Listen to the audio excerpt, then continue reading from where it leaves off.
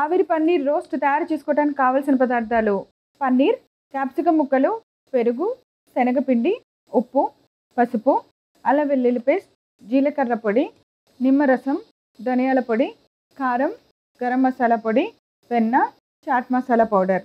ఆవిరి పన్నీర్ రోస్ట్ తయారు చేసుకునే విధానం: ముందుగా ఒక మిక్సింగ్ బౌల్ తీసుకొని అందులో పెరుగు వేసుకోవాలి. దానికి తగ్గట్టుగా శనగపిండి, కొద్దిగా చాట్ మసాలా పొడి, సరిపడంత ఉప్పు, జీలకర్ర పొడి, కారం, ధనియాల పొడి, గరం మసాలా పొడి, కొంచెం పసుపు, నిమ్మరసం, అల్లం వెల్లుల్లి పేస్ట్ వేసి బాగా మిక్స్ చేయాలి.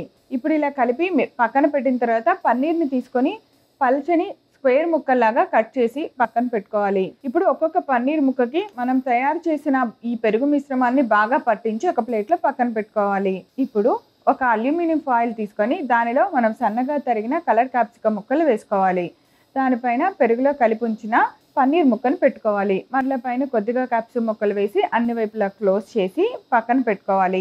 ఇప్పుడు స్టవ్ వెలిగించి పాన్ పెట్టుకొని ఫాయిల్లో చుట్టిన అన్ని పన్నీర్ ముక్కల్ని 15 నిమిషాల సేపు మూత పెట్టి ఆవిరిలో బాగా ఉడికించాలి. ఉడికిన తర్వాత మూత తీసి వాటిపైన బటర్ వేసుకొని అన్ని వైపులా రోస్ట్ అయ్యేలాగా ఫ్రై చేసి ఒక ప్లేట్లోకి పెట్టుకొని ఫాయిల్ నుంచి బయటకు తీసి పన్నీర్ ముక్కల్ని సర్వ్ చేయాలి. అంతే, ఎంతో రుచికరమైన ఆవిరి పన్నీర్ రోస్ట్ రెడీ.